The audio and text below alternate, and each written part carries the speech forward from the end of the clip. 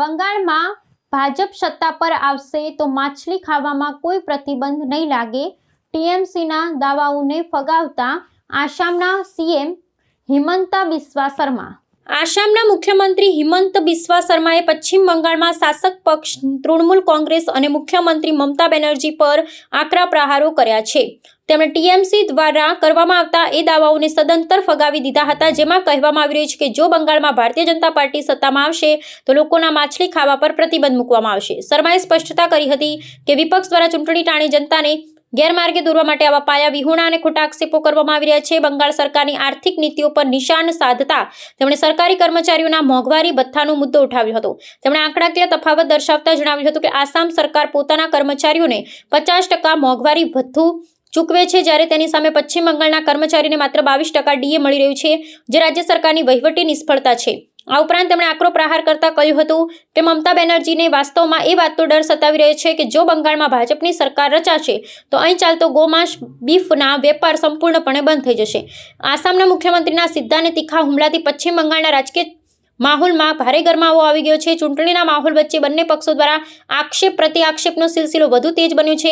ભાજપ એક તરફ તૃણમૂલ કોંગ્રેસ પર આર્થિક ગેરવહીવટ અને તૃષ્ટિકરણની રાજનીતિના આરોપ લગાવી પશ્ચિમ બંગાળમાં પોતાનો જનાધાર મજબૂત કરવાનો પ્રયાસ કરી રહ્યું છે, તો બીજી તરફ શાસક પક્ષ ટીએમસી ભાજપની બંગાળના સ્થાનિક સંસ્કૃતિ ને ખાનપાન વિરોધી ચિતરવાનો પ્રયાસ કરી રહી છે। આ નિવેદનોને પગલે આગામી દિવસોમાં બંને પક્ષો વચ્ચેની શાબ્દિક ખેંચતાણ વધુ ઉગ્ર બનવાની પૂરેપૂરી સંભાવના છે।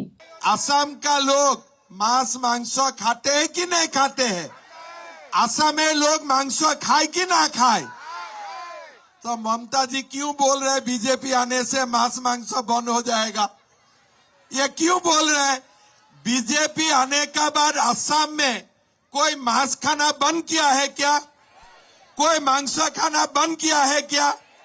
तो ममता जी क्यों झूठ बोल रहा है कि बीजेपी बंगाल में आने से ममता जी क्या बोल रहा है कि मांस मांस बंद हो जाएगा? तो मैं ममता जी को बोलता हूं कि आप असम आइए, आपको बहुत बढ़िया मटन और चिकन खिला दूंगा मैं, है ना? तो असम में 10 साल का बीजेपी का सरकार है। कोई दिन कोई लोग आपको बोला है क्या मांस मांस बंद हो गया है असम में? किसी ने बोला है कि कामाख्या मां में बलि बंद हो गया है? नहीं बोला है ना। लेकिन ममता जी क्यों बोल रहे हैं मांस मांस बंद हो जाएगा?